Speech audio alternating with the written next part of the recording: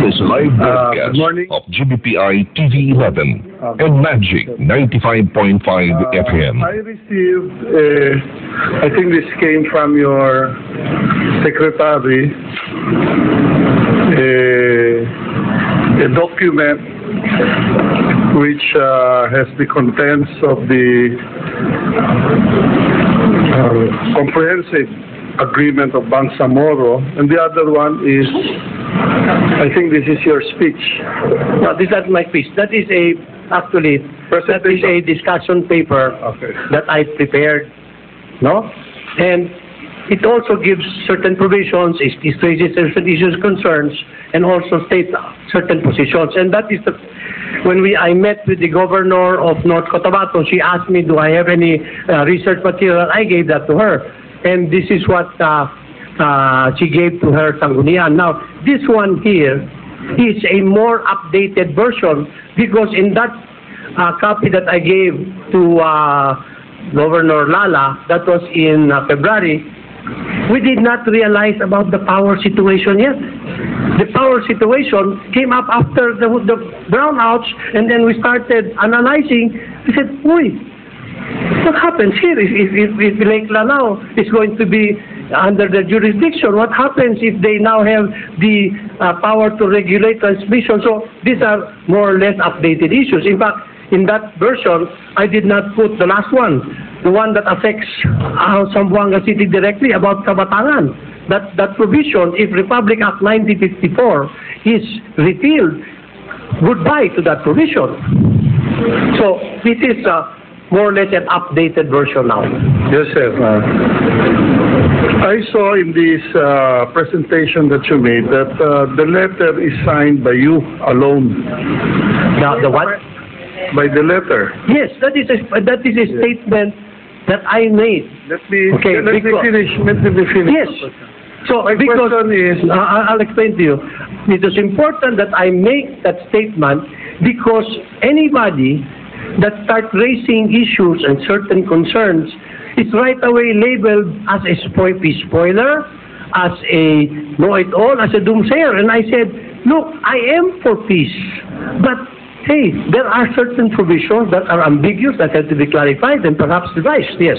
Yes, but my question, Congressman, is that how many congressmen are with you in this, what do you call it, in this group or in this fight? Do we have numbers? If there are, can you tell us who are the congressmen who are with you? Okay.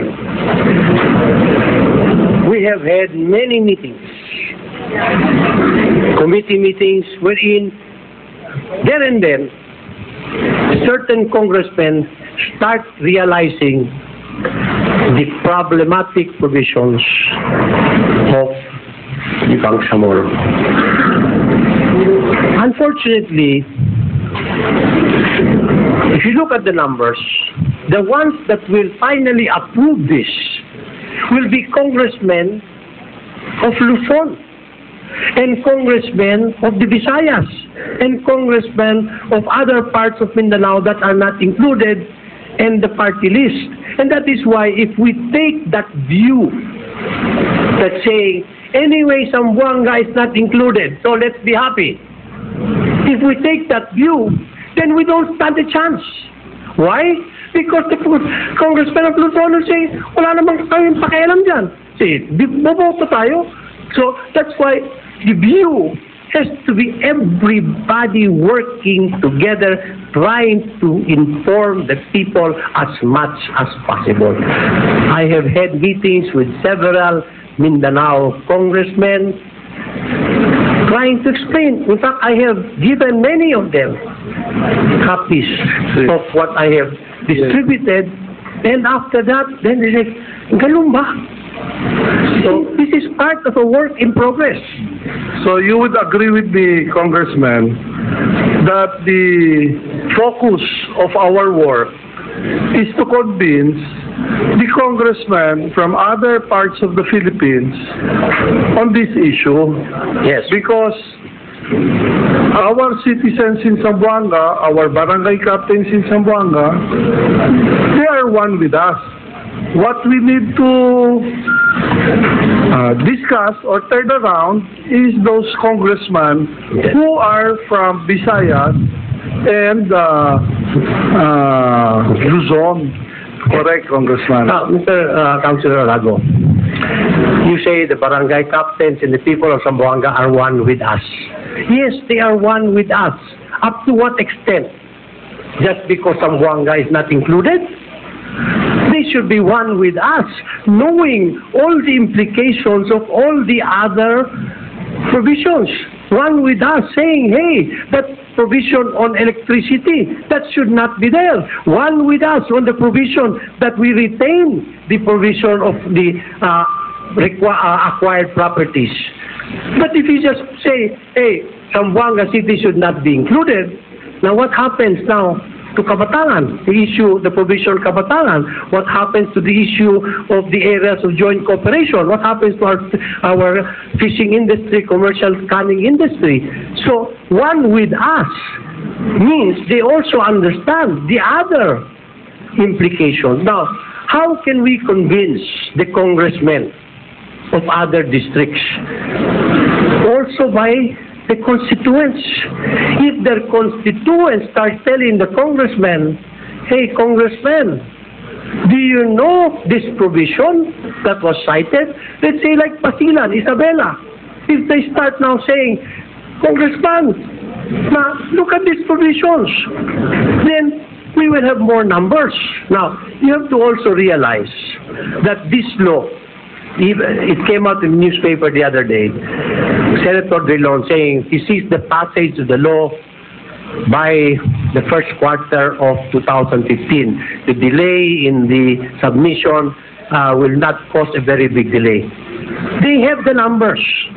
It's just like when I was in Congress and we were amending Republic Act 5734. They had the numbers.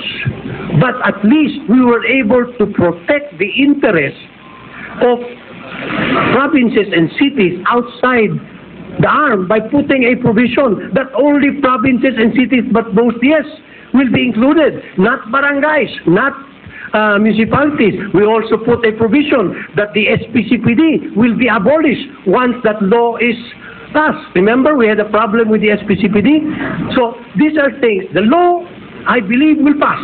They have the numbers. But it is what kind of law will be passed. We want to make sure that it is constitutional, because if it is unconstitutional, it will be brought to the Supreme Court. You go back to zero. Yes, maybe that's the reason why we need you as the congressman of Zamboanga City. And continue to become the congressman of Zamboanga City. Anyway. You know, if you say that, it is providential that I'm in the Congress now. Anyway, Your Honor. I'll go to another subject matter, Your Honor.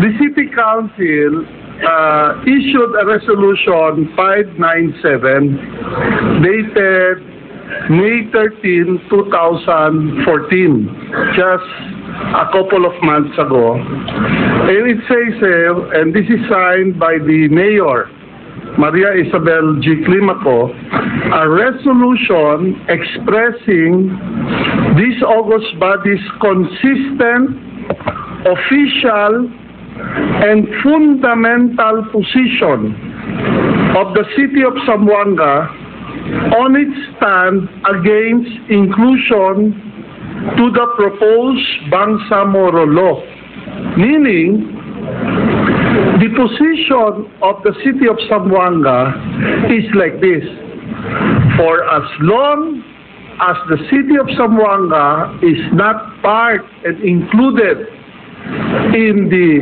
Bangsamoro, the city government of Zamboanga doesn't object or oppose to that law, and we support the peace process of the President. Now, your presentation made just a couple of minutes ago, it appears now that as a congressman, you are having a different position. And I think you have been reiterating it that we should not, we should not be, allow ourselves to say, basta nuay el Zamboanga, dehalo ya. What is now your proposal? Are you now seeking to amend this fundamental policy issued by the City Council? Mr. Elago, I am not seeking to amend. The only one that can amend is the City Council. But after hearing my presentation, you asked, the Council asked, that I enlighten you, that I brief you, and I update you. If in your belief that really we should not just limit ourselves by saying as long as not Zamboanga is included. What about the other provisions that I cited? If you are happy by saying basta Zamboanga is not included and because that provision on the law will repeal 1954, the Bangsamoro will now take over the Kabataran, if you are happy with that, if you are happy that after so long a time, one barangay in Zamboanga City will say we want to join and there will be a plebiscite, and 2 months after there will be another plebiscite, then you stick to the position. I am not forcing you to take a position, but you ask to be briefed and you ask to be enlightened, and hopefully I am briefing you and I am enlightening you. Yes, yes. And further, if we take that position, then we stand to lose. Why? As I said, because the other congressman will say, basta hindi naman kasama ang Luzon, bakit kami o-oppose? Hindi naman kasama ang Visayas, hindi kami o-oppose. Hindi kasama ang Davao, hindi kami o-oppose. Hindi kasama ang Cagayan de Oro. Then we stand no chance. Of course, Congressman, the presentation that you made is based on your study. Your personal, or do you have any consultant? I have been consulting. I have, Mr. Elago. No. I am just saying, on this issue, I have to give credit to myself. Okay. So why? I was involved in this issue since the time of the SPCPD. Yes. More or less, the peace agreement of 1996, the agreement of 2008. Yes. Yes, of course. Even when I spoke in the Supreme Court, it is not only the legal side, but it is also the historical context and whatever information you have. I have seguro 3 filing cabinets full of documents concerning... We understand your Congressman. That is why... My point here is that, even lawyers, even the Supreme Court can make a mistake. Yes. And it is possible also, in your presentation, you can be wrong. That possibility exists. Now, Mr. Elago, in my presentation... Let me just finish. I do not want to argue. In my presentation, I base it on the provisions of the framework agreement and the CAB.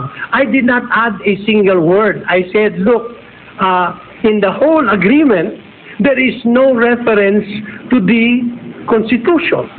In the whole agreement, there is no reference to the national sovereignty and territorial integrity of the Philippines. That is fact. That is not false. And so I say, why?